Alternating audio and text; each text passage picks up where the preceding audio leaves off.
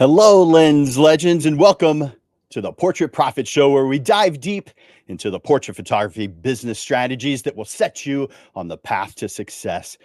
I'm your host, Jim Landers, your trusted guide on the business side. Each week, you get the tips and systems on the business side of photography so you can gain a mastery over marketing and sales, reducing the struggles that most photographers face so you can get what you deserve. You're in the right place. Welcome to the Portrait Profit Show. The Portrait Profit Show is brought to you by Digital Pro Lab and Landers Photography School. Now, for Digital Pro Lab, I want you to go to digitalprolab.com, because the folks over at Digital Pro Lab with Amanda and her fantastic team, oh, they make you a hero. Their images are amazing. Their work ethic is amazing. They work hard at what they do because they love what they do. And don't you want to be working with a lab that makes you the hero to your clients? Yeah, of course you do. And of course, this show is sponsored also by my company, Landers Photography School, where I teach the business side as well as the photography side, but it is mostly the business side that I teach nowadays. In the past, it was more on the photography side, but now it's mostly on the business side. So I help you get to where you want to be. And for those of you who think that it's difficult to make a living in photography, you're right, but you make it a whole lot more difficult when you try to do it on your own. Work with someone. Doesn't have to be me. There's a lot of people out there like me who want to help you make photography a fantastic source of income. I can help you do that. Go to landersphotoschool.com or just reach out to me directly during the show and on the comments, or Jim at landersphotoschool.com. Now, as you guys know, we have a special panel that we do on the second Monday of each month. That's why we move it to 6:30 in the evening instead of noon, our regular time.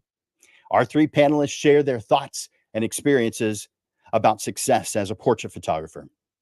Today, you're going to hear stories of challenges, triumphs, and the moments. I've got to get that right. The pivotal moments that shaped our three panelists' lives. You're going to gain insights from three different points of view into setting meaningful goals tailored to your personal vision of success.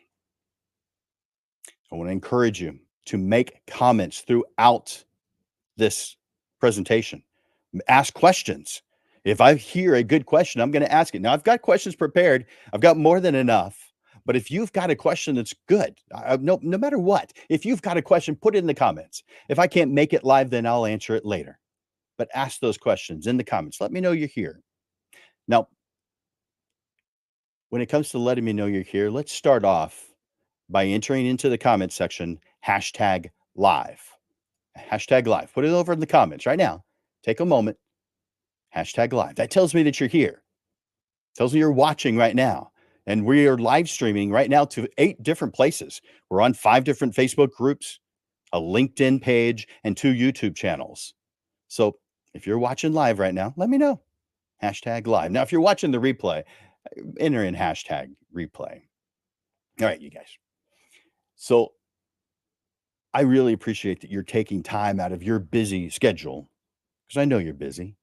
I know you have a life, and you're taking time out of your busy schedule to be here so that you can be a better person, a better photographer, so that you can be the person that you want to be and all the things that you're putting into that. Thank you.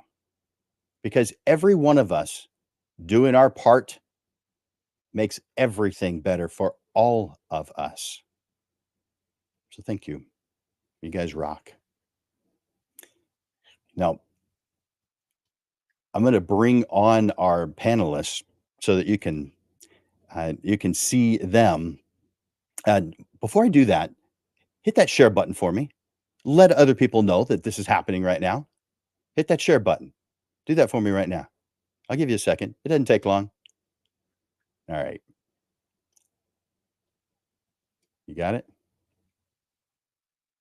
Good. All right. Let's bring on our panelists. You know what? My remote is working funny. There it goes. It was going the wrong way. So, that happens sometimes. And let's see, I'm going to put it where it needs to be so that I can be in the right place. All right, so let's bring our panelists up. And so we have Fonzie, and let me put that on a different Fonzie, Philip, and Mark. Hi, you guys. Hey. How's it going today? How's it going? Going well. I mean, I am so glad that you guys are here. You're taking time out of your busy schedules. You've got things going on, but you are here because you want to uplift the photography community. And I sure do appreciate people who do that like you. So thank you guys for being here. Thanks for having us. Thank you, Jen. All right. So let's bring you guys on one at a time to answer questions. I'm going to start off with Fonzie. So I'm going to take Mark off and Philip off, but we'll be coming right back to you soon. All right, Fonzie, you have the first question. Let me put that on the screen so you can see it and everybody else can as well. Let's see. How do you define success in your life? And how has this definition changed over time? I think more recently, success has changed a little bit from what it was 10 years ago, 15 years ago. 10, 15 years ago, I was trying to build our business and do everything I could to become the best I could possibly be in my trade. In the last 10 years, I guess in 2016, 2018, I earned my Master of Photography degree, my photographic craftsman degree from Professional Photographers of America, and that got me to a level of success, personal success in my career, in my craft. But then, as the years went by, I started realizing that you have work and then you have your life, and you have to have a balance between the two. And with my kids getting older, I really realized that my success was my family. We're very proud to have my 23-year-old daughter graduated from college from Texas A&M University, and then my 18-year-old son just got into the College of Engineering at A&M. He'll be attending there in the fall, and he's auditioning for the Texas A&M Aggie Band. So creating a family and helping to create a successful family has been my success now. And 20 years in the business, I'm very happy and proud to have established myself in the community and Corpus Christi, and I'm from Corpus Christi, by the way, and being able to create a piece in the community and an established business here. We've photographed over 500 weddings in the last 20 years, and photographed everything from a 2-month-old baby to Supreme Court justice. So I've been able to do a lot in my career, but I always say being self-employed is one of the hardest things you'll ever do. There's no days off. There's no vacations. You're always turning it on, and you're always evolving, and you're always growing, and especially with the change in the photography. But yeah, hope that answers my question. Definitely. And that's great, because I think a lot of us would agree with that. The family is a big thing, and maybe I think not everybody probably, but I think most would agree with you saying that it's the most important thing. That photography is something that is important, that you're going to work hard towards, that you're going to keep on getting better. But man, family, what are you working so hard for? It's those guys. Exactly. So thank you for bringing that up. I'm real proud right now. Perfect. I'm dad. Love it. Thank you, Fonzie. I appreciate it. All right, now I'm going to bring on Philip to answer the same question. All right, Philip. I love what Fonzie just said. That was amazing. Yeah, what he said. Well, now for 30 years I've been wondering the same thing. I come from a blue collar background. My mother and father had a mum and pop kind of shop, and they worked hard all their lives, and they had this strong work ethic, and that rubbed off on me, I suppose, and to them I owe a great deal of gratitude to them. So part of my definition of success, I would put success to not comparing yourselves to others. It's a very hard thing to deal with, especially when it comes to social media as well. I don't want the validation. I don't look at the wedding. I don't even look at wedding photographers, except a few, to be honest with you. But I am obsessed about my work, and I guess I compare the analogy of an actor, often waiting for the next gig. So my last work should be the best work. And over the last decade, I think I've evolved emotionally and in maturity. So success is really, to me, about what's present and what's in your control. Success for me is not about a fancy car, although it's nice to have, a nice home. It's nice to have. And it's certainly not about accumulation of wealth or power. It's not based on kind of the Western ideas, I guess, in my head anymore. But it's kind of like success to me is, growing as a human, being a good father. I have 2 daughters, being the best advocate for them, letting go of your ego, just becoming a compassionate human being. So this all goes parallel with my work as well. And so when it comes to my chosen field, I largely document weddings these days. I'm a former press photographer in the UK, but for me, it's about the joy of the process. So I guess it's about doing your best, becoming better at what you do out of the spirit of excellence, about building character. So we all want success. So, no one wants to be a failure, right? So I think it's very personal, isn't it? It's a personal view. So it's something that we can't compare to others. Yeah, that's really good. I appreciate that. One of the things you said earlier was that you're paying attention to what's present and what you have control of. And I like that. Did I say that right? Yes, okay. Absolutely. Yeah. So it's something Because that I can yeah. appreciate. Yeah. Tell me more. Well, it's based on a philosophy of mine that I've been studying for a while. But you can only control what you can control. You can't control external matters. So if you focus on being a great human being, being a great father, in my case, a good husband, all these things will bring you success, and of course working hard. But working hard doesn't always bring success. So I think if you just do your best, and that's what you can do. There you go. Thank you for that. I appreciate it, Philip. All right, let's bring on Mark next. All right, Mark, you're the next contestant on The Picture is Right. How do you define success in your life, and how has this definition evolved over time? Well, you know what? My answer is going to be a lot like Fonzie's, and also the other panelists as well. Philip's too. Philip, as well as Philip. I define personal success as personal fulfillment and happiness and overall well-being. Genuinely love what I enjoy, what I do, and to me, that comes with success. I also feel that personal growth, meaningful relationships, work-life balance, and a contribution to society are all important to me as well. At this stage in my life, those are some of the things that have become really important to me.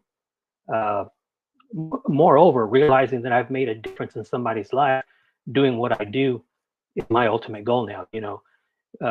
We shoot portraits, we shoot weddings, and 5-10 years down the road, when a client or a customer of mine looks at these photos and realizes I was the last person to take a photo of their grandparent or another relative, professional photo of that person or that relative that's no longer here, it means a lot. And I've had a handful of those, and it's very, very fulfilling for me to hear those kind of stories from my clients. And to me, that's what I define success as, giving my clients what they want.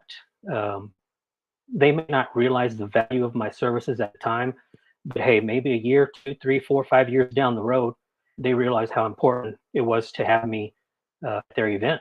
So to me, that's what success means to me, is ultimate fulfillment, of my customers' wants, my customers' needs, and you know, personal growth in my own life with my family. I also have two daughters. One of them's already gone to college, in and out of college. Got two grandkids as well.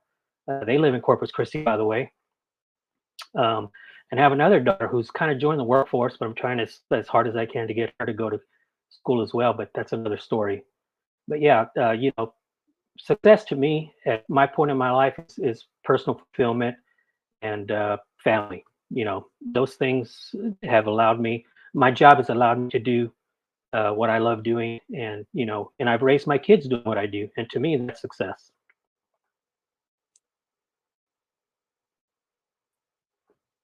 I totally see that. Makes total sense, and I can see how that was similar to the others, but it is totally Right. different as well because it's your experience and the things that you're able to accomplish because of your profession has made your life a better thing, a better experience, and Hmm. so yeah, that's fantastic, Mark.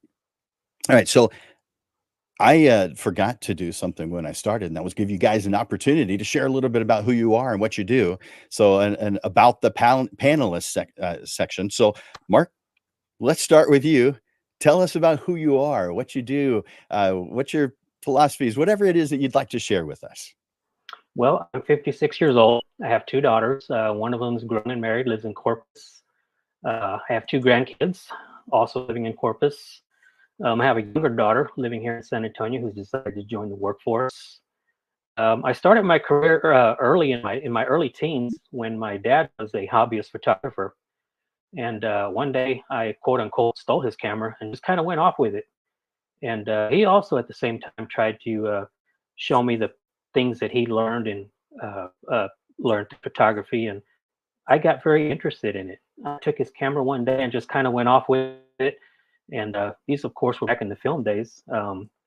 There were times where, you know, I couldn't wait to see the film developed and see what I had captured. Of course, I had to wait a few days for that. It wasn't like digital nowadays, but I was, you know, the anticipation was very high for me to see the images that I knew that I saw in my head, but I couldn't quite see them yet because, you know, of course, they had to go processing and printing, and of course, that took up to, you know, possibly a week or longer. And you know, to this day, nothing has changed. Even though I can see the images on the back of my camera, I still can't wait to get home and envision the final product after the editing, the cropping, the color correcting, and all that. You know, how it comes to life the way I envisioned it.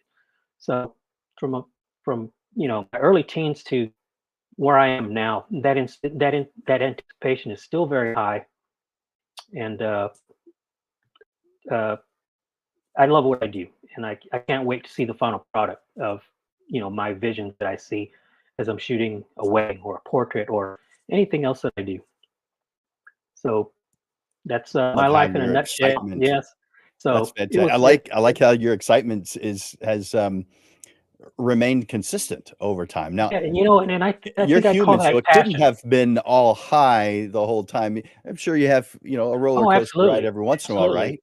absolutely. You know, there were times when I questioned my profession. You know, I was told by people, "Hey, find something else to do. You're not going to be a millionaire doing this." Of Ah, course, you know, your parents want you to be that doctor, they want you to be that lawyer, but at the well, same time, I also had other people telling me, "Hey, you got to pursue this. You're good at it." So yeah, I followed my instincts, and good. I'm glad I landed where I did. Well, me too. Thank you. Thanks, Mark. All right, I'm going to give, let's see, Fonzie an opportunity to share a little bit about him. So, Fonzie, tell me about who you are, what you do, what you believe in, whatever it is you'd like to share with us. Oh, I think you may be muted. There you go. How's that better? Um, Yes. Fonzie Munoz Photography. I've been in doing photography for about 22 years. You know, about 2000, 2001. 2000 was the first time I ever picked up a camera for the first time in my life. But it was just I wanted to learn it. I had a passion for it. I was really involved in the Professional Photographers of San Antonio. They were a big part of it. I was a past president in 2015. Texas Professional Photographer Association. Our family vacations would be at Kerrville at the summer seminar, Texas school. I had 2 weeks vacation at my job. So 1 week was Kerrville, 1 week was Texas school. PPA, like I said earlier, I'm a master photographer, photographic craftsman, and we're just a family business. My kids grew up in this business. Literally, my daughter was answering the phone, and at 8 years old, my sons, they grew up in the business. Seen them. Hi, my dad will be right with you, and that's just how we did it. My wife and my kids, we're a family business, and we photograph weddings, portraits, commercial events, studio, and I think today you have to be a versatile photographer and be able to do a lot of good things and good things well to be successful. And if you understand the principles of photography and lighting, then you're able to do that. But like I said, been in business for 20 plus years, and I'm still doing it, still going strong. And we've had some challenges over the years, and we'll discuss those later on. Some of the questions that we have. But other than that, that's me in a nutshell. I appreciate all the time that you have invested, not only with your business, but with helping out other photographers. Being the president of PPSA. PPSA is an organization that has been around since 1968 or 9, I believe. And it was started by people who aren't there anymore, but they were there for a very long time. And I got to know them because I joined PPSA in 1991. And then for you to be one of those who continues to make this happen, improve it, you may have to mute yourself. Too much feedback. Thanks. For you to continue that is fantastic, and I really like the my daddy will be with you shortly. It's awesome. Thank you so much, Fonzie. I appreciate you sharing what you do and what you have done to uplift the photographer community. All right, let's ask that same question. Give let's see, Philip an opportunity to share a little bit about himself. Let's see, Philip. Yeah, sure. I'll keep it about you and what you do. Yeah, thanks for having me again, Jim. So yeah, I'm a father, a husband. We have 2 teenagers. I'm from the UK. Gosh, in my 20s, I worked in camera retail. I used to sell cameras, medium formats, large formats, 35 mil. Worked in a portrait studio. And after that, a press photographer for a few years in the UK. I've been in the States since 2006. I moved to Texas after meeting my wife on a cruise ship where we worked. Growing up in the 80s and 90s, I was reading and looking at a lot of these large tabloids in the UK, like Following Photojournalism in The Guardian and The Independent, those beautiful broadsheets they used to have then, and seeing those beautiful images in black and white from around the world at the age of 13, 14, 15 was really the catalyst for the passion and craft of photography. I grew up learning and inspired by street photography and photojournalism, and so those are the parallels for me as I tell stories in my own work as a wedding photojournalist. And I occupy kind of a niche or a space, I guess, in wedding photojournalism here in South Texas. So these are the wedding day stories that I tell about directing the couple, telling raw moments of the day, reacting, anticipating the moments, and the resulting images are really simple, sometimes complex images that accurately tell the story of the day. So I love it. I've been fortunate to win, over 90 international awards from this side of the pond to the other side of the pond, which is great. It's fun to do. So yeah, I still love it with passion, and I'm just happy to be hopefully help anyone who needs any help anytime. Well, I definitely know you to be that kind of guy, a good person, always willing to help. Did you want to say a word about your San Antonio Pug group? Oh yes, thank you. Yeah, well, the Pug group is not. Well, we do love dogs, but it's abbreviated for Photographers User Group. We meet on the third Tuesday at 1100 Broadway. Thanks to Josh Huskin and Kat Carey, who co-own that space. But yeah, every third Tuesday we meet, and it's just, generally quite a small gathering, 10, 20, sometimes 30 photographers. And we have a featured photographer that we love to uplift, and talk about their career. And sometimes we've had fantastic photographers. And the next meeting is on the third Tuesday with Joshua Michael as our featured photographer. He's been a panelist on this show. Oh, really? Yeah, it's great. Yeah. Well, thank you for all that you're doing to uplift the photography community and being a great example of what others can look up to. So definitely appreciate that. Likewise. Thank you. And so I'm going to ask you the next question, and that is it's on setting goals. In fact, let me bring that question up so everybody can just see it while I'm asking you. Let's see.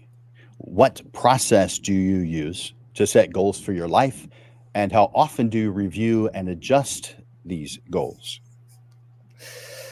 Well, when I first came over here, 2006 to about 2010, I used to use Post-it notes on my fridge. In fact, I had a large breakdown of goals on my fridge, and I remember having some Post-it notes in my bathroom at our old house, little Post-it notes of what I had to do, because just seeing those Post-it notes really helped me try and stay on track somehow. And we can talk about that a lot later on, I guess. But these days, I use apps. I use Evernote.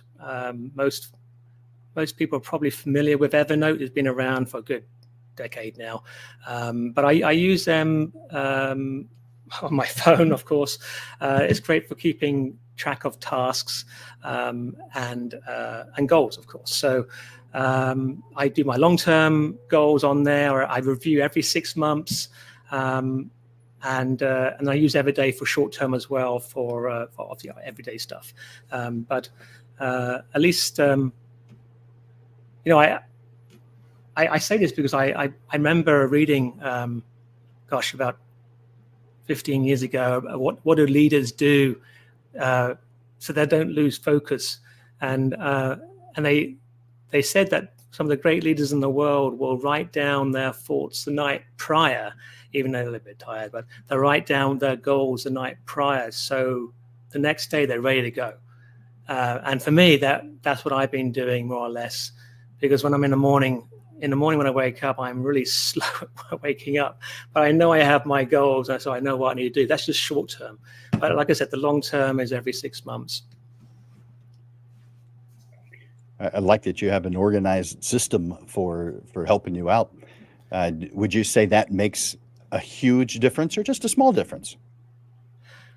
Oh, definitely a huge difference. I think as artists, just generally, I don't want any clutter in my head. I need to clear my head so I can focus on delivering what I'm being paid for, and also my personal projects, right? So yeah, of course, having goals is extremely important. I'm very goal-orientated person as well, so yes, definitely. Nice. Awesome. I figured that was the answer to the question, but I figured I'd say something anyway, because as a photography business coach, you wouldn't be surprised that I come across lots of photographers that have short-term goals, and that's it. They have zero long-term, and even the short-term goals, they may do a good job of planning a mini session. They may do a really good job of planning for it, but what is the ultimate goal? What path are we heading towards? It's all they're doing is just the near future, the stuff that's right. a few weeks to a few months out, and that would be like just taking pretty roads when we drive, rather than driving purposefully to wherever it is that we're going. And so yeah, and I would add to that also. I'm a married man, so my partner, my wife Marcy, not only is it business, it's personal too, because we have to create budgets for our own personal life, whatever life we want to have, and then when it comes to the work side of things, for example, I'm training to become a drone operator, get my 107 certificate. So all these things have been already back in January. I was already making these goals for the rest of the year. Okay, here's what I want to do. want to get into drone photography. I want to start exploring that avenue. Maybe obviously start shooting real estate. So all these things, there has to be a budget for that, of course. So all these things have to be have goals with the budget. And it just seems to make sense. But we wonderful creatives, sometimes that just passes us right on by. So I'm really glad that you shared that with us, because I think that someone's going to receive that and think, oh yeah, that makes sense. I should be doing that. Thank you, Philip. I appreciate it. I'm going to ask that same question now of Mark. So let's bring him on the screen. So Mark, what process do you use to set your goals for your life, and how often do you review and adjust those goals? Well, first of all, I can attest to Philip's remark that sticky notes do help. I've done the same thing too before, putting sticky notes here, putting them there, Me too. putting them on my refrigerator. The refrigerator's a spot everybody visits every day. You put them on the refrigerator, you put them on your computer, you put them all around you as personal reminders that, hey, you got to do this, you got to do that. And to be honest with you, I've never heard of the Evernote app, but I've taken note of it. I'm going to look into it and see how that can help me in achieving my goals. So thank you for that, Philip. I'm going to look into Evernote. But yeah, in the past, my short-term goals were, like most photographers starting their career, I just wanted to earn a comfortable living doing what I love doing. But as my career has evolved and shifted, I've placed more focus on achieving other goals. For example, this year, I've made a personal goal for myself to shoot 25 weddings in 2024 as opposed to 17 in 2023, or to photograph 20 portrait sessions as opposed to 16 that I did last year. These are all graduation sessions, by the way. I love shooting grads. It's probably my specialty. I love shooting grad photos. But I've set myself to reach a goal of 20 as opposed to 16 last year. And, I'm bad with math, but I think that's probably about a 5 to 10% increase. But I believe these goals are attainable via the power of social media and marketing. So that's another thing that I'm looking to do more, to utilize more as a tool to get me to where I need to go, is I'm going to get more active on social media. So those are my goals. And how often do I visit those? I would say 2 to 3 times a week. At least that's my goal that I'm going to set for myself. So those are just some of the examples that I'm using to achieve these goals that I'm striving for 2024. Thank you for sharing those goals with us, and what it is you're doing it, why you're doing it, the contrast between what you've done before and what you're trying to do, because I think all those things play a good role in helping us form a good picture in our mind of what you're trying to do and how we can pull little tidbits of that so that we can add it to our own life. So thank you for doing that. Appreciate it, Mark. All right, I'm going to ask that same question now of Fonzie. Let's bring him on. So, Fonzie, tell us your process. What do you do to set goals in your life, and how often do you review and adjust them? I think you have to review your goals, in a short term, and a long term. I always say life happens in 5-year increments. Life happens in 5 years. I study people. I get to meet a lot of people, and I look at their successes, and I realize that 5 years is the magic number. You want to go back to college? You're gonna go. It's gonna take you 5 years to finish. To get a bachelor's degree. 4 years plus another. Give or take a year. If you want to start a new career, it's gonna take you 5 years to move up the ladder. You want to open a business? 5 years is the magic number before it starts getting easier. Life happens in 5-year increments. Look at your family. You have small kids. By the time you really get things figured out, your kids are 5 years. 5 years have went by already. So I've learned to just look. They always say, there's books out there. Look who you're hanging around with right now, and you're going to see yourself in 5 years. Who you're going to be with. Look what books you're reading right now, and you're going to see where you're going to be in 5 years. So excuse me. So 5 years is that magic number. But another thing that, as far as how I do it, what was the question? How do I set goals? Oh yeah. So like I said, then also, Mike and Philip said, I don't leave my mind for important decisions. I have to write things down. Where like I said, if you look at my desk, I have Post-its, I have notes, I have everything that's important has to be written down. Because if it's important, it's not going to stay in my mind. I have to document it and write it down so I know later on to follow up with it. But the best thing that I've really done is created. My wife and I have created something. Strength Finders. Strength Finders is a book, and what it does is it's giving you. It takes your top 5 strengths, and my number 1 strength is futuristic, learner, winning others over, focus. And so I'm more of a thinker and a visionary. My wife's number 1 strength is strategic. She's a doer. So if it's important to me and I know it has to get done, I'm not the one that's going to get it done. I know my wife has to tell me. So I really put a lot of things on her too, because I built a team around myself with successful people that I know that are going to help me get to our goals. So like, if we have to do this certain project, I'll tell my wife, hey, we have to do this certain project. And then she'll remind me and say, hey, where are we on that project? And that's kind of how it's worked out for us. But like, again, we set our short-term goals monthly, quarterly, yearly. And then like just every January, my wife and I will sit down and say, okay, we're going to work on this. We're going to work on this. We're going to work on this. And we started another business. So things are all up in the air. So, and it's just put together a team to reach those goals. That's pretty much how, but again, 5 years is the magic number. That is good stuff, Fonzie. And I mean, all 3 of you guys are very clear on this, and you've all expressed some good ways of looking at it and good ways to make it happen, and the reasons why you do it. It's fantastic that your wife and you work well. That you're not exactly this. You don't have the same exact strengths, and so that is a benefit to you guys. You're not competing against each other. You're working towards a common goal.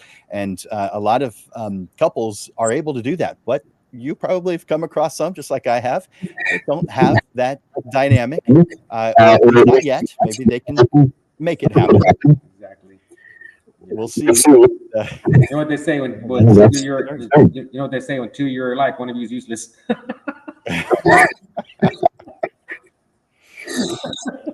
I'm glad you said that. Oh, man. All right. I'm going to give you the next question and let you start off with it. I'd like for you to tell me an instance. Can you tell me or share a challenge that you have faced and what you've done to overcome it? Well, I'm sure if you know or you don't know, in April 26, 2022, our studio burned down. And we lost everything. 20 years in business, we lost everything. And just watching, there was 9 fire trucks on top of the building, throwing 600 gallons of water every minute per hose. We estimated about 60,000 gallons of water were put on the building within an hour and a half time.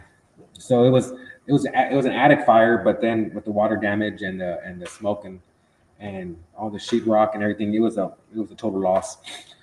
So having to rebuild that was it was tough. My wife and I, like I said, we're partners. We went through a depression. It was for 3 months. We didn't know what was going to happen next. We didn't know where our life was going. 20 years in business, and we lost every single thing: cameras, camera gear. Fortunately, by the grace of God, we had 100% data recovery, and so we didn't lose any files. We were in the process of putting all of our stuff in the cloud, and we had a great computer guy that just saved our hard drives, and we didn't lose one single file. But having to rebuild that. But we had a great community support. We had a great photography community support. Everybody really just came in and rallied for us. And there wasn't a day for 2 weeks where my wife and I just didn't cry every single day because of the fact that people were just, hey, Fonzie, what do you need? What do you need? We have this for you. I have this. I have this. I have this. Take this equipment. Do you need me to film this wedding for you? Do you need to borrow equipment? Our clients our clients just came. Our clients in the community came in and just really supported us. So that's how we really did it. Like I said, the first 3 or 4 months, it was the fire happened in April. My wife and I, like I said, went through severe depression for May, June, July, and it wasn't until we started dealing with the insurance company, and then we realized that we can do this again. We can do this again. So we rebuilt it. We downsized a lot. I've been doing this 20 years, so I really knew what I needed and what I didn't need. You know, I have 5 studio lights, a camera, a backup, and 17 and 35 is 70, 24 to 70 and 7200, and that's all I can do it because I've been doing this for 20 years. We collect so much stuff in photography that it just sits there. So really if you look at my new space, we went from a 2,500 square foot studio to about a 1,500 square foot studio. That's one room and a little office and a little storage room. And then, so we really overcame, we completely rebuilt a business. It took us about almost a year and a half. We're still there. We lost some clients, lost some business, but at the same time, we've been doing this long enough that we know what we want now, and we know what matters now. And that's where we go back to that first question: define success. Through all of that, family and close friends is what we learned. Who was there for you? We had some people take advantage of us. Some people that used us in the process for their own well-being.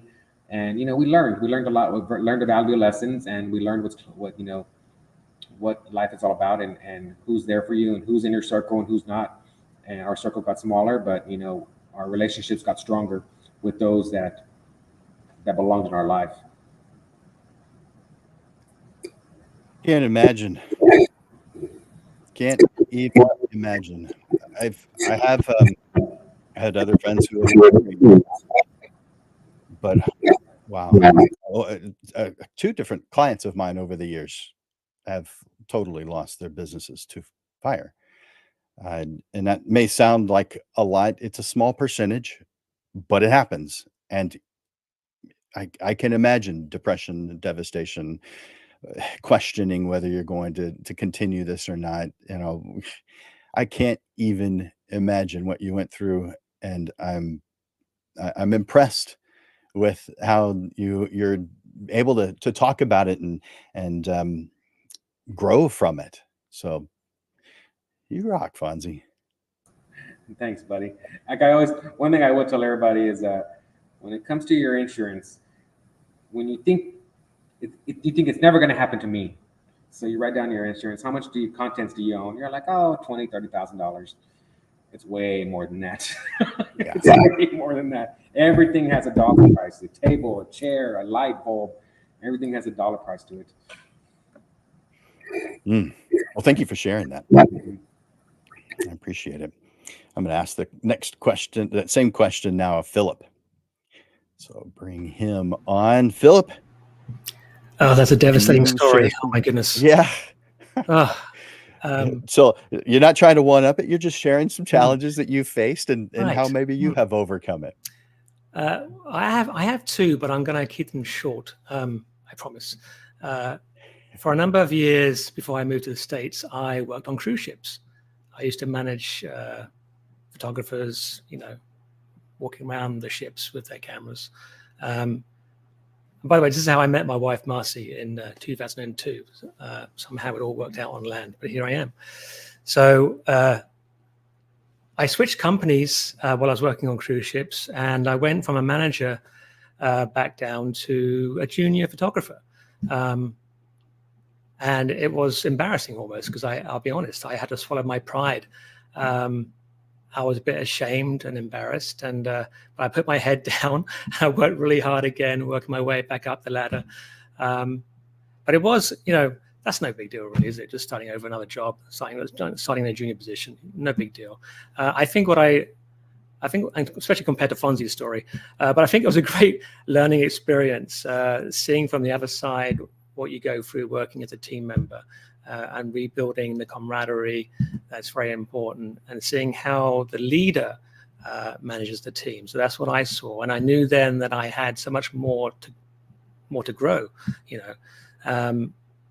So by the time I worked my way back as a manager, about a year and a half or later, I got to work on Disney Cruise Line. Now Disney has like, I don't know, 6 ships now, 7 ships. I've no idea. At the time, it was just 2 ships, the Magic and the Wonder, going out of Port Canaveral mostly.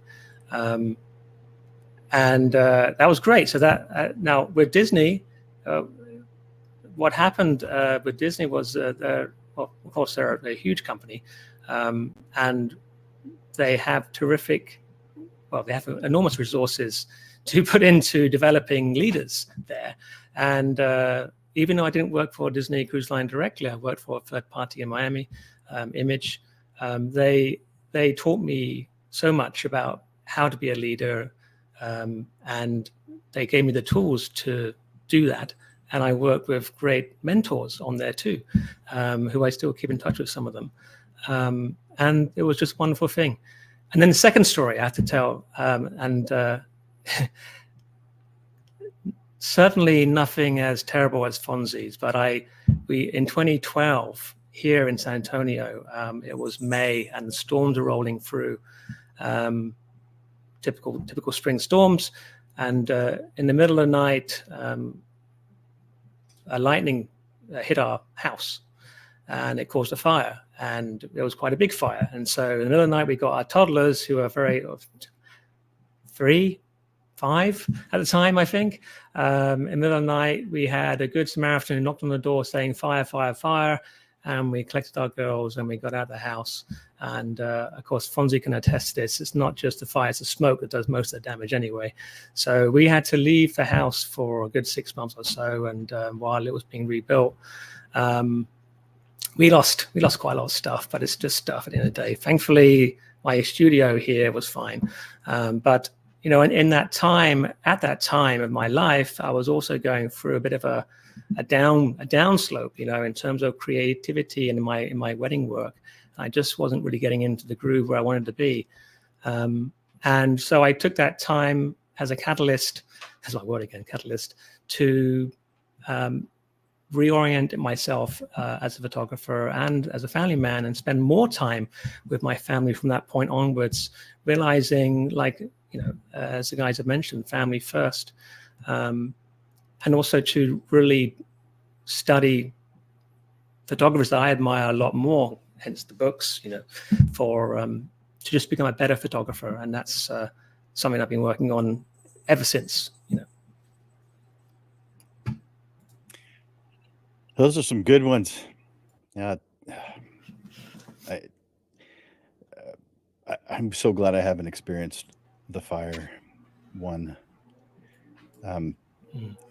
That's any natural disaster it's got to just at least temporarily take you down a notch. It's you're out of you have zero control over it.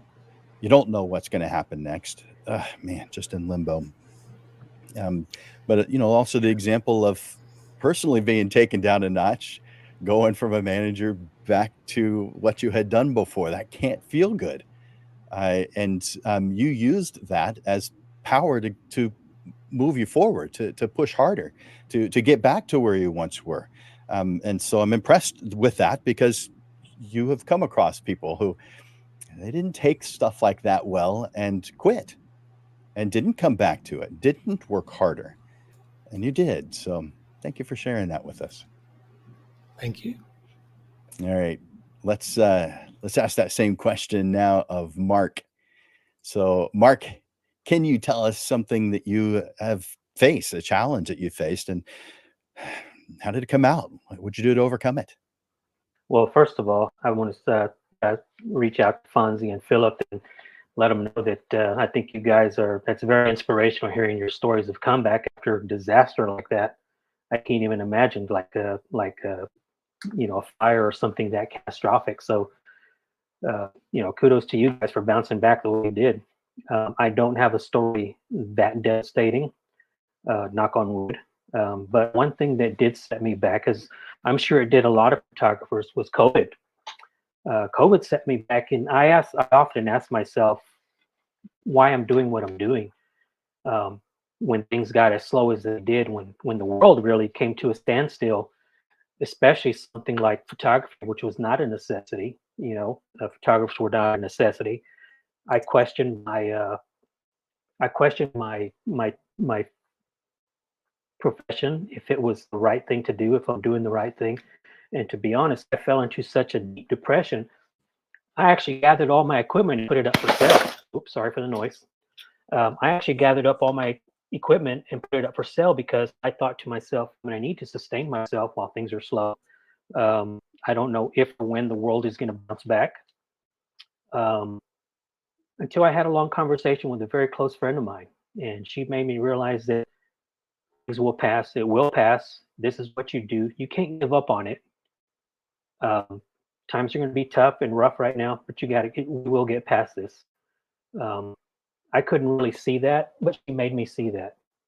So that's one challenge I got past. And also, uh, on a different note, another thing that I find challenging is I've always had a trouble overcoming change. Um, this very competitive field, I understand it's something we all must evolve.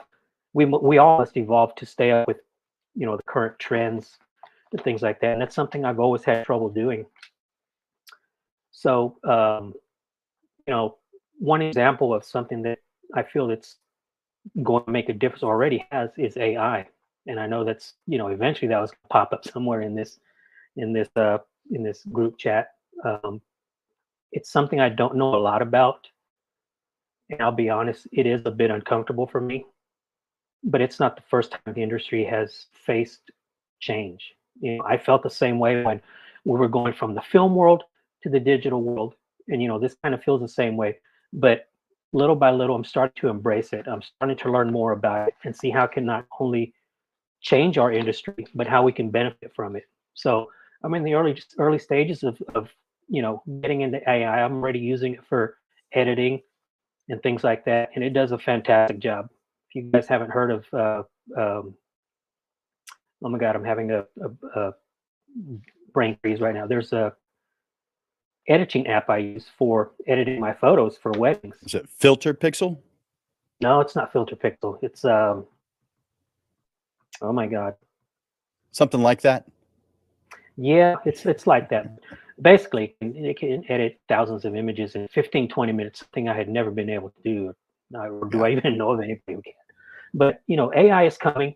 Not only is it coming, it's already here, and I don't think it's going away. So I think just accepting that and learning to embrace it is going to be a challenge for me, but I'm ready to face it head on.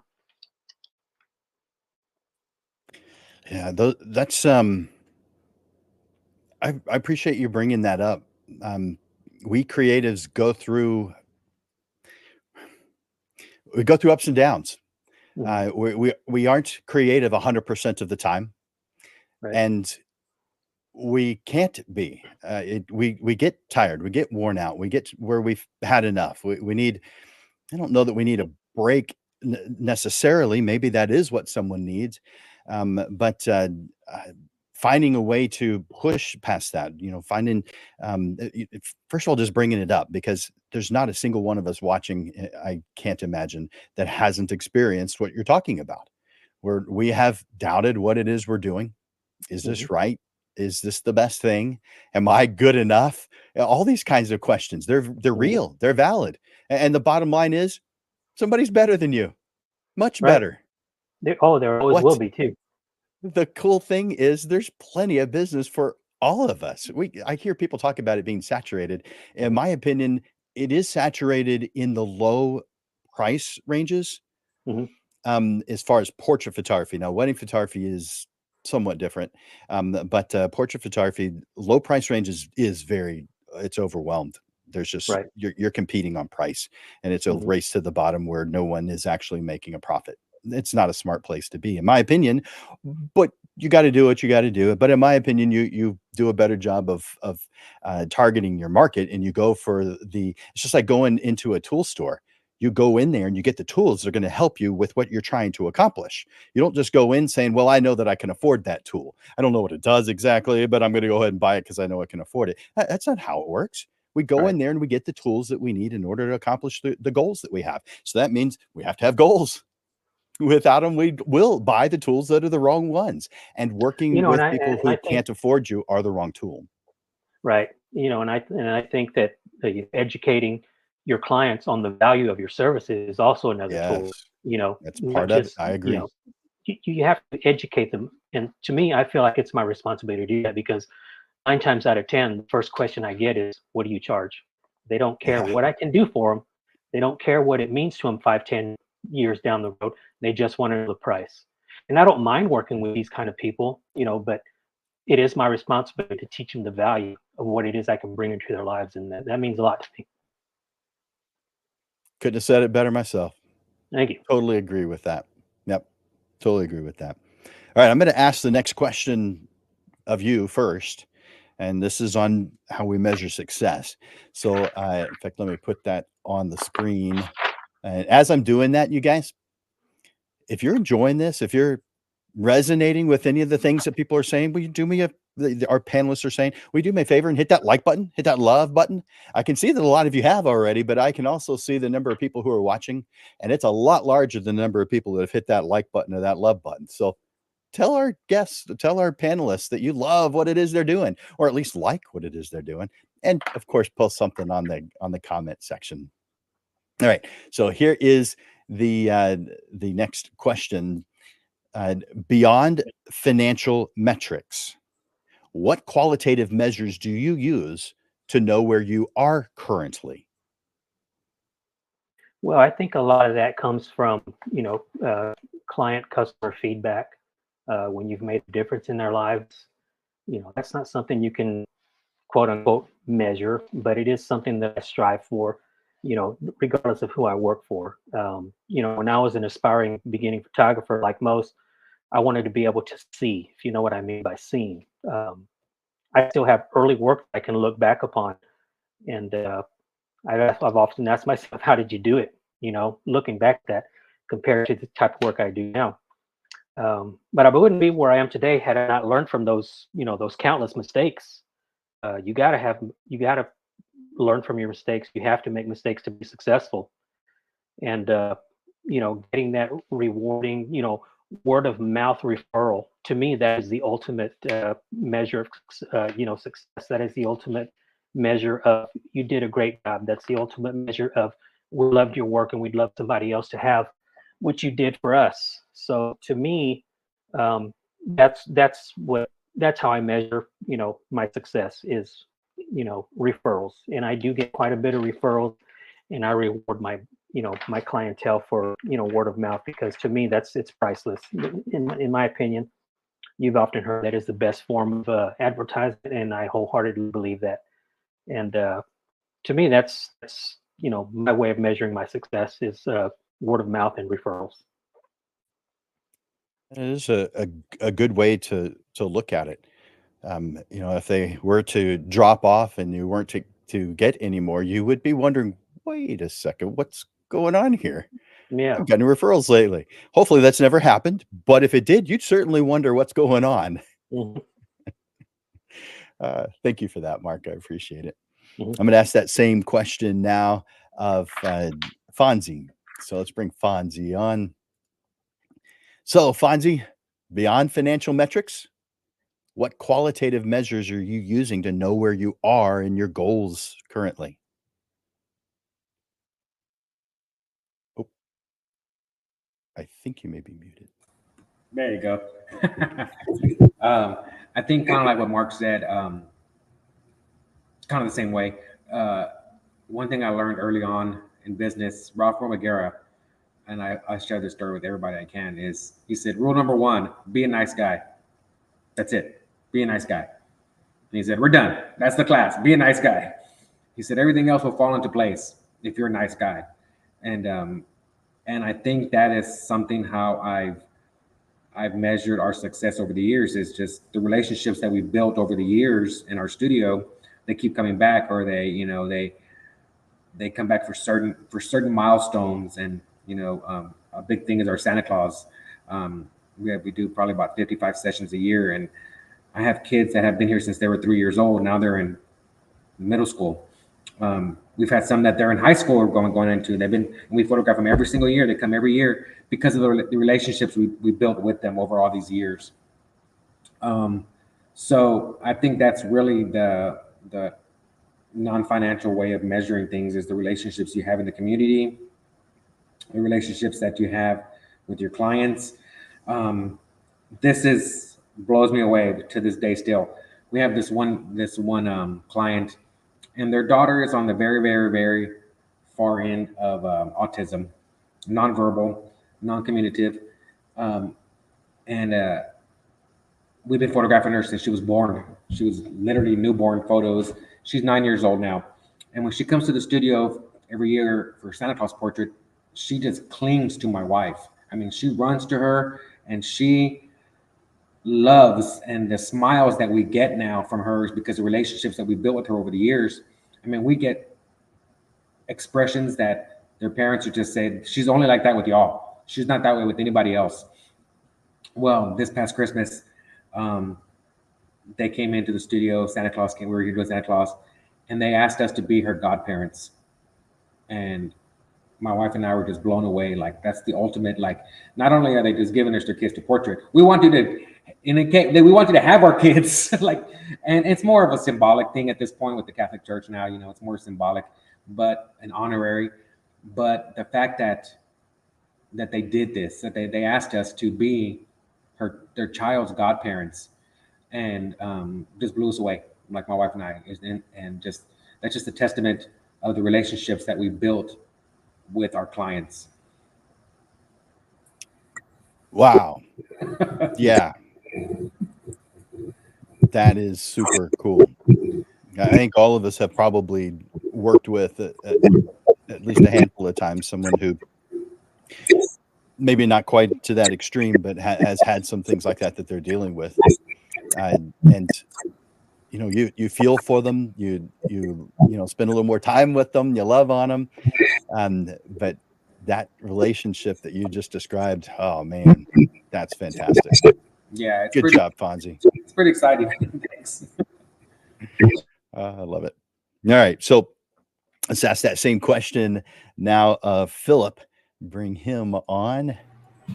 Philip, beyond this is like this is like sticking 20 photographers in a room and seeing what they come up with pictures, right? It will be different, but of course there's going to be similarities, I guess. Yeah. So from an analytical point of view, goals. I mean, I go back to goals because you need the goals.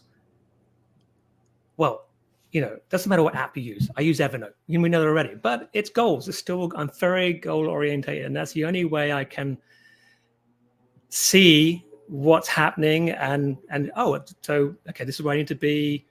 Again, it's all short term and long term, and it still goes back to what we spoke about earlier. So I won't bore you with talking about that again. But it's still goal orientated, and however you do that, if it's the old sticky notes or if it's an app.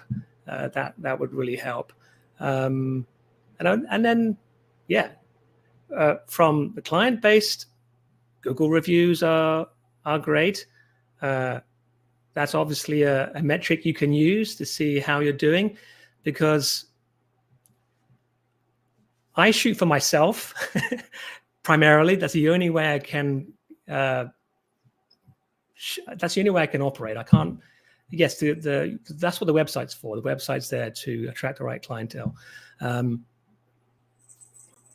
yeah, going back, I would just checklists, goals, collecting reviews. I think that's pretty much it. That's a really tough one to answer.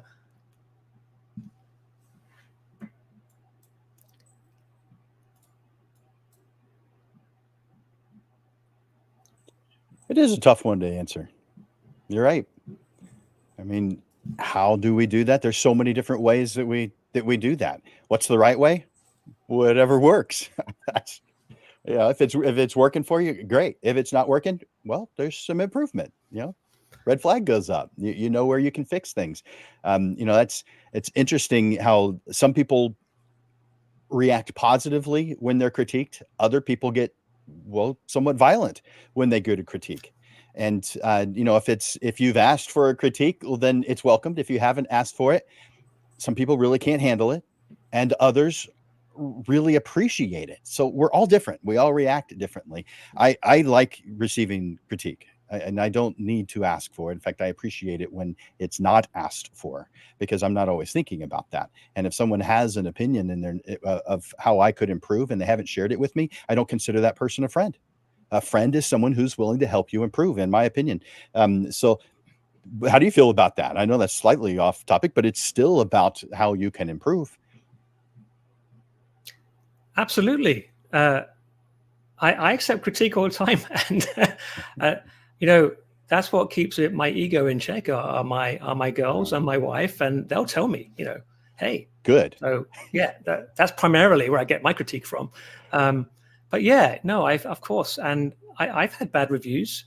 It's all about how you respond to that review and what you're going to do. What steps are you going to do when you've calmed down and taken a critical, cold, callous look at what happened, what went wrong, and what can you do to correct things? That's interesting. So you're saying you have to look past emotions to see the truth? Absolutely, yeah, because we're human. We're going to react negatively. Most of us will react negatively to a review, but you just like you know, you do have to come down and be reasonable, and then if the truth hurts sometimes, and you have to correct and deal with that, and that's all part of becoming a better person. Perfect. Yeah, I love it. All right, I'm going to ask you the next question, and just so you know, if you're looking at your list, it's not the next question on your list. I'm skipping one. So I want you to give advice for new photographers. What advice would you give to a new photographer on how to define what they want for their life, using their photography career as a tool to get there? So not the photography, but the life. What would you recommend to newer photographers on how they can define this? Goodness, that's a great question. So I you know, I was going to talk about the work, but I think there's a expression, and correct me, someone will have to tell me if I got this right or not, but it's called be a voice, not an echo. Don't follow the pack. Don't copy, just keep practicing your art and things will happen. There's a difference between being influenced and copying. They're not the same thing. Well, first of all, for new photographers, I would say, first of all, you've got to practice your art. All of us have a unique look on life, our upbringings, our life experiences.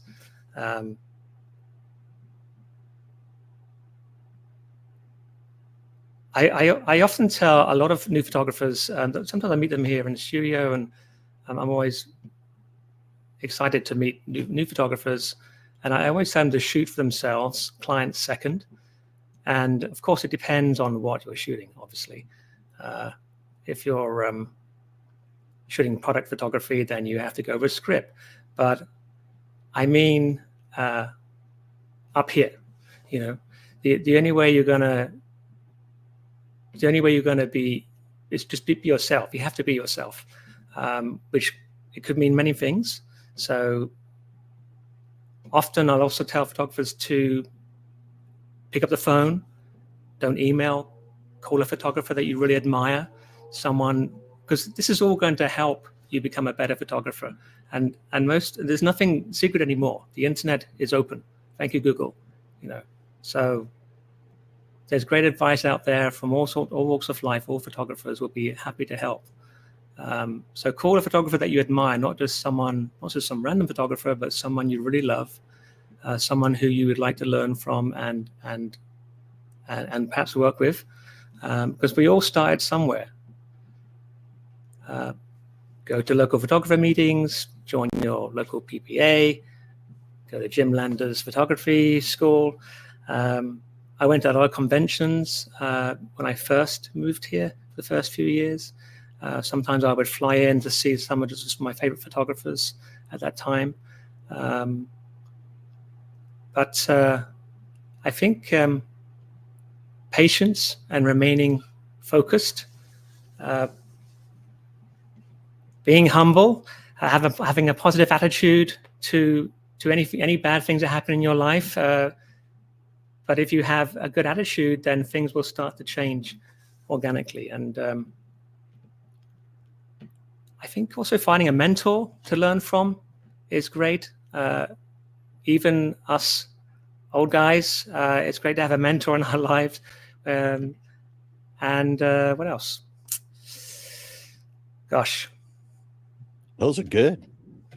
I know. A lot of good advice there. Of course, I'm biased. I kind of like the one where you said reach out to Landers Photography School. Yeah, I'm a little biased to that one, but all of that is good. I mean, yeah, mentors is a huge one. You said reach out and just give someone a call. We think we care as photographers. We are caring, wonderful people. And so one of the things that may cross our mind is, they don't have time for me. I'm just a newbie. They're going to think I'm trying to get in on their business. No, they may not have time for you right now, but they are flattered that you call. So call and flatter them. It's going to benefit you too. You agree with that? If it helps. I mean, I genuinely believe you do have to go find someone you really admire. That would really help, because otherwise you're going to end up not really. You're not going to go in with all heart. You've got to go in with your heart with that person, who that person may be, and don't email, call them. That's a big difference, I think. Yeah. Thank you for that. I appreciate it, Philip. All right, so let's ask that same question now of Fonzie. Let's see. Bring Fonzie on. So Fonzie, this is a tough question, but what advice would you give to newer photographers on how to define what they want for their life, using photography as the tool to get there? So this is a question about life, not so much about photography, but photography is a major part of it. So you're going to include some of it probably. So what do you feel about this one? I think you have to have passion. You have to have passion to do it. That's the reason we all, I think, are all successful in what we do, is because we have the passion. Without passion, I can teach you photography. I can teach you f-stops. I can teach you shutter speeds. I can teach you lighting. I can teach you posing, but I can't teach you passion. And I think that's the number one thing that people want to go into it because they like pretty pictures. Yeah, that's cool, but you have to have the passion for it, to do it, to make it last, to build a career out of it. And once you build it, like, it's hard to. We've been doing this for so long now. It's hard to go back to the real world and go back and get a real job. Like people say, real job. This is a job. It's one of the hardest jobs in the world, is being self-employed. But you can't go back to Monday through Friday, 8 to 5, when you're self-employed, because that's the real part of it. Is you've learned how to live a life on your own time, and that's the ultimate reward of it all. I don't think it's not financial. I think it's the freedom. So, but to answer your question, is like, how do you define what they want using one for their life? Is because you have to have passion. And without that, and back to what Philip said about finding a mentor, I do agree with that. You have to find a mentor, that somebody. I had a lady come in here last week, and she was shooting a wedding. She's only shot 2 weddings before. She's followed my work for a long time, and she called me and she said, "Hey, so and so referred me to you. I've been following you for years. I love your work. My other flash broke. I don't know how to use this flash. Can you show me how to use it? My wedding's in 3 days." I said, "Come on over." Never met her in my life. I could have easily said, "Hey, you're a competitor. I have no idea. I don't want to deal with this, blah, blah, blah." But you know what? She came over. We about an hour and a half. We played with her flash. I shoot Nikon. She shoot Canon. But at the end of the day, I showed her how to use her Canon EXT flash, and we did it. And she was happy. And she was like, "Thank you, Fonzie, for doing this for me. You didn't have to do this. You don't even know me." And I didn't have to do it, but we've all been in that same situation where we're just stressed out, and we go to a wedding and we don't know what we're going to do. Something happens, blah, blah, blah. We've all been there. And it felt good. It felt good to be there for her. And but another thing is besides is you have to learn the trade, and you have to learn it well, and you have to learn and be good at it, for it to be career wise. And there's photographers out there that have forgotten more than we've ever learned. You have to get to that point where you forget more than you've learned over the years. That's funny. Well, probably we have forgotten a lot more than we've learned. Yeah. Man. And there's so much to learn in photography. Photography is one of those things, and I'm sure other things are this way too. But if you're anything like me, I'm an idiot savant. I know photography. I don't know much of anything else, because that's all I've been studying since the 70s. It's what I know. But what that proves is you can study photography you could even do it as a full-time career, and for the rest of your life study photography, and you still won't learn all there is to know about it. So that to me is exciting. There's so much more to do. I mean, if we ever get to that point where we feel like we've done it all, we've learned it all, we're wrong. That's a temporary thought. It's going to pass, because there's so much more to learn about photography. And that to me is exciting. I see you nodding, so that means you must agree with that. Oh, I don't want to have my mute on. Yeah, I agree with that. And the other thing is you have to learn the business side of it as well. I always tell everybody I'm in the business of photography. I'm a photographer, but I'm also in the business of photography.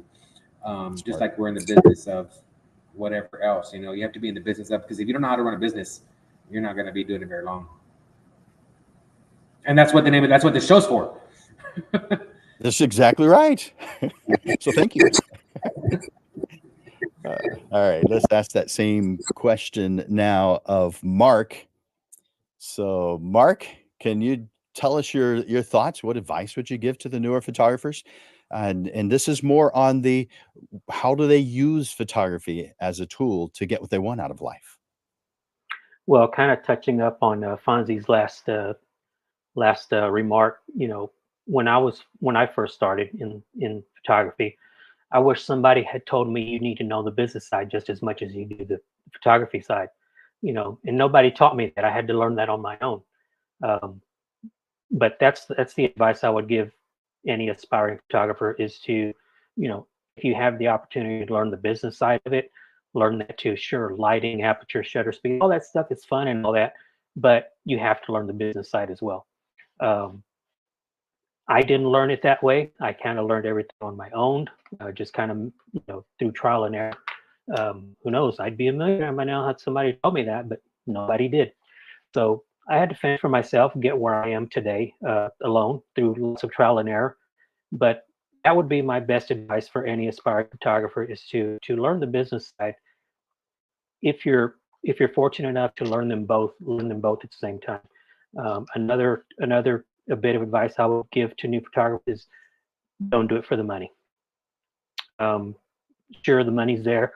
It can be good, but it can also be rough at times as well. So if they're ready and prepared for that, hey, go for it.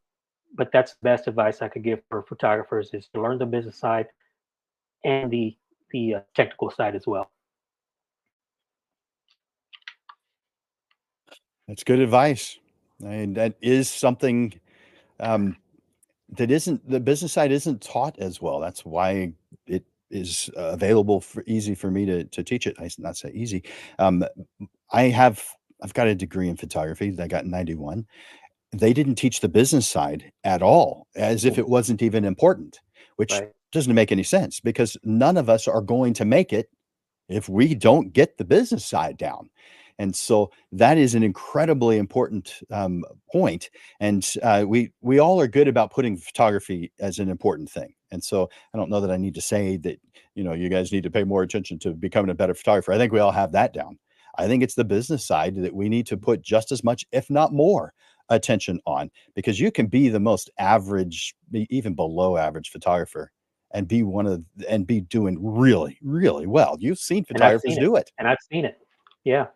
And I've seen it. So the So business side is huge, huge. mhm. It doesn't mean neglect the photography side. That's what brought us in. That's where our passion is. Our passion isn't the business side. It's become my passion, but it didn't start off that way. It took me a long time for first for you to notice how important it was. I thought I knew how important it was. I actually believed I knew.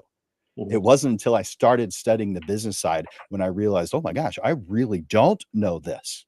I had just gotten lucky. Things were going my way. I'd made some good connections, good relationships, because those go a long way. But the business side, you have to get it down. That's when you start seeing the huge difference in your life. That's how you use photography as a tool to get what you want out of life. So thank you for bringing that up, Mark. All right. I'd like for each one of you to give some closing remarks. You can talk about whatever you want. Give you a minute or two each just to share your thoughts on this subject or something else if you'd like to bring it up. I'll start with you, Mark. All right. Well, one of the things, as you can tell through some of my comments on the San Antonio photography page, is I enjoy mentorship. It means a lot to me when someone will come and ask me for advice, and when I offer it, it's something that I wouldn't necessarily say it's something that I want to jump careers and things like that, but I genuinely enjoy helping people achieve what they want to achieve, whether it's a technical question, whether it's a business question. I don't have all the answers, but I'm going to do my best to help this person in any way I can. It feels good to know that somebody looks up to you. It feels good to know that somebody admires your work. And being a mentor is something that I really, really enjoy, and I think I'm going to pursue more. So, with that being said, I just lost my lighting. Of course. Yeah, I was using a monolight with the modeling light turned on, and I just lost my battery. So sorry for the blue face. Well, good advice. Definitely good advice. I appreciate that. And those who are going to benefit And by the from way, your mentoring. right. And by the way, I think you're a fantastic teacher. Every time I see somebody asking for advice, Jim Landers Photography School, Jim Landers Photography School, that says a lot about you. So you must be awesome at what you do. So Thank you. I in a appreciate way, that, Mark. I aspire to be like you. Well, thanks. I'll pay you later. So the fact that that you want to help others is, I think it's evident. And those who have connected with you today, he's just giving you the invitation. Reach out, give him a phone call, like Philip said a little while ago. Make a phone call and reach out to any of the panelists.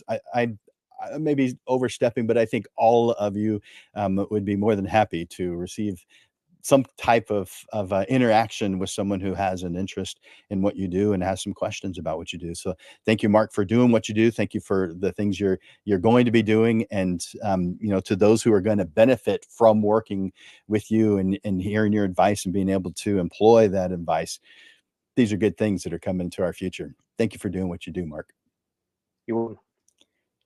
All right, now let's bring on Fonzie.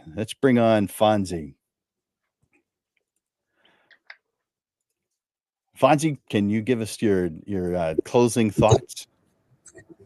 I think, like I said, like we talked about earlier, was sorry, I was streaming as well. I think what I talked about earlier was just learning the business side of photography. That is the most important part of it. You have to learn both simultaneously and figure out how to make money doing this. We're very, very blessed and fortunate to be able to raise a family of four who went through college, and out of pictures, that's a lot of pictures to take to put one through college and one going to college. And 15 years, 100% of our income has been photography. There's been good days, there's been bad days. There is going to be good days. There is going to be bad days, and you have to figure out your seasons. I already know my seasons. I already know that August is going to be the slowest month of the year for us because it has been for the last 15 years. So guess what? Next year, August is going to be the slowest month of the year for us, and we prepare for those things. We know that there's certain months that are going to be strong and certain months are going to be slow. So you just have to really prepare for those kind of things, and then know your trade. You have to know your camera like the back of your hand. That way, in any situation, you can not let them see you sweat, and you're like, oh yeah, I meant to do that, and then meanwhile you're like, okay, how the hell am I going to get out of this? And when you know your equipment so good and you know your trade so well, you can take on any job. Rarely do I say no, I can't do that. And somebody will say, hey, can you photograph this? Yeah, I can do that. And the next thing you know, I'm trying to figure out how to photograph that. Because as long as you know the basic principles of photography and lighting, and then you can pretty much do anything in this field, in this industry. So just learning your trade and then learning the business. Take some business classes, take some accounting classes, take some financial classes, and just mentor somebody that knows more. Never be the smartest man in the room, because when you are, you're just you think you're the smartest man in the room. There's always somebody smarter, and you can always learn from somebody else. Great advice. Yeah, I mean that all of that is the truth, and thank you, Fonzie, for all that you do to uplift photographers. It's very much appreciated. Someone who like me who does that, I attempt to recognize that in others. I know that not everybody. I'm not going to notice everyone, but I definitely have noticed you and the things that you do, and your heart is definitely in it. Just like the other two panelists, you guys are fantastic, and the things that you're doing not only to benefit yourselves and your families, but the entire photography community is fantastic. Something that I appreciate, and I want to thank you for. Well, thank you for having us. Of course, thank you for having us on this program, and I was very honored. I appreciate it. All right, I'm going to bring Philip on to give his closing thoughts. Philip, we're closing this out with you to give your closing thoughts. Let us have it.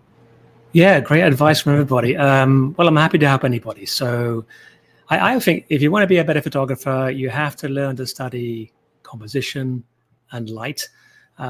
Keep learning, educate, be inspired. Create those short-term and long-term goals that we have talked about already. Photography provides my living, and I've always looked at the long-term, really, because I still want to be taking pictures in 10, 15 years, or maybe 20 years, who knows? In order to do this, I know that I cannot become complacent or think that I can't improve my work. Besides, success for me is not really about the accolades, that's a really weird thing in the wedding industry, but really it's about how my clients like my pictures, and that's really it. Anyway, that's it from me. Thank you, Jim, for having me. Well, thank you. I mean, thank you for all that you're doing, including the photographer user group. A couple of one or two or more have asked about it, and so I've in the comments given them the URL to your Facebook group so they can find more information about it.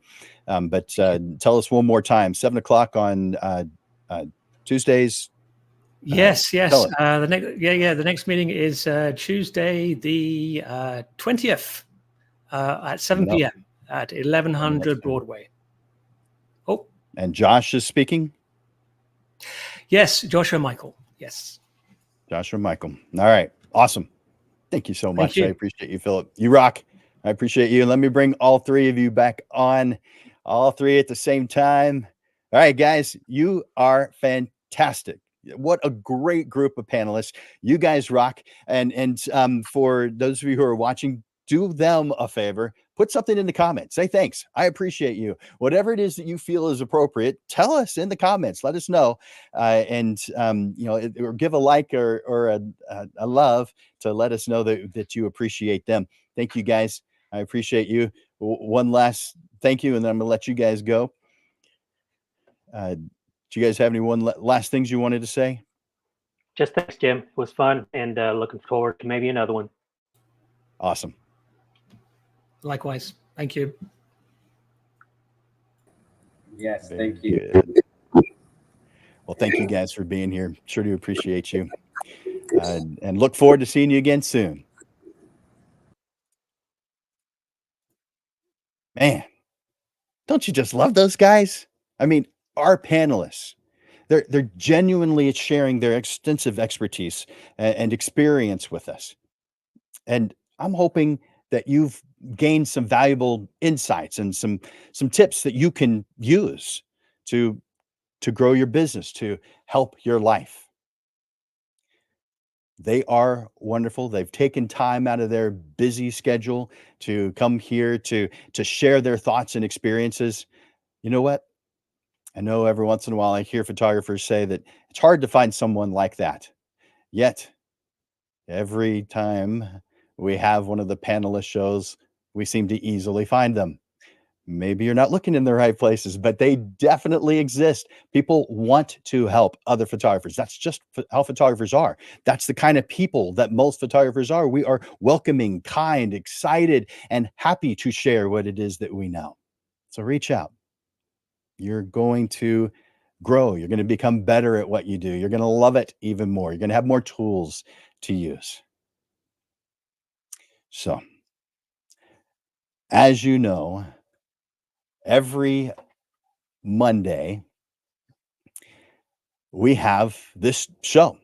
It's on the second Monday we move it to 6:30 in the evening, but on the other Mondays it's all at noon. So put this on your calendar, noon every single Monday, with the exception of the second Monday, noon. The next one coming up, I'm going to put it on the screen, is on February 19th, and it's called Crafting Your Portrait Photography Business. Let's put that over there. Crafting Your Portrait Photography Identity. And we're going to be talking about some pretty interesting things that are going to help the business side so that you have things run smoother and happen like you expect them to happen. So, crafting your portrait photography business identity. Uh, and that could be several things. Chances are several things are going through your mind right now and what could mean, but stand out or fail. I'm not trying to scare you. I'm stating a fact. Because in this show, I'm going to share the steps to crafting an unforgettable portrait photography identity. You're going to discover how your mission statement is going to help you, how you can create a compelling self description. I want to pinpoint your ideal clients, and I want to target your niche market, elevate your brand, and make a lasting impression. So that is on February 19th at noon. Now, on the week after that, to close out February 26th at noon, your guide to a profitable, low volume portrait photography business. Now, what does low volume mean? It means a small number of jobs. Now, for me, when I was active in photography, and I still do photography, I just don't market it anymore. So I still have clients that come to me, but that would mean one or two a week. So not a large number. And with a high average sale, you don't need a large number. So we're going to be talking about that, but for low volume, and that means generally 5 or less sessions per week. You have a passion for portrait photography, but do you have a thriving, profitable business? All right. Join me in 2 Mondays from now as I unveil the 18 essential steps, a roadmap that actually works. If you're eager to boost your profits and take control of your time, build a business that you love, this topic, it's your guide. So that is 2 Mondays from now, February 26th, Guide to a Profitable Low Volume Portrait Photography Business. Now, as we bring today's show to a close, I want to once again express my deepest gratitude for our distinguished panelists for sharing their wisdom and experiences with us. Their journeys as professional photographers have opened our eyes to new paths for our own success. Their stories of overcoming obstacles, well, they serve as an inspiration. They've shown us that beyond the pixels and screens and everything we know about photography lies a tangible connection to our work and our clients that is deeply rooted in tradition and craftsmanship. Photographers, lens legends, as I like to call you, let their stories be a reminder that our profession is more than capturing moments. It's about creating legacies for both our clients and for you. Photographers aren't just members of some profession. We leave a mark on the world through the stories that we tell and the memories that we immortalize. We are guardians of moments, crafters of heirlooms, and architects of history. As we move forward armed with the insights and inspirations from our wonderful panelists, let's challenge ourselves to push the boundaries of creativity and professionalism. Let's commit to not only enhancing our skills, but also to nurturing the bonds that make our photography community a source of strength, innovation, and collective achievement. I want to thank you once again. You panelists are wonderful. Thank you for your generous contributions. And for you, photographers, for joining us this evening. Until next time, keep focusing on your vision, refining your art, and defining your success on your own terms. The world of portrait photography is vast, it's varied, and it awaits your unique impact. For Landers Photography School and Digital Pro Lab, my name is Jim Landers, and I'm bringing you the weekly Portrait Profits Show with evolving content, awareness, and even fun as we unpack the mysteries of the business side of portrait photography with tips and insights to help you with the struggles you deal with now so you are constantly realigned to the path that leads to your success. Thank you for investing time here on the weekly Portrait Profits Show. I look forward to watching you grow. Bye for now.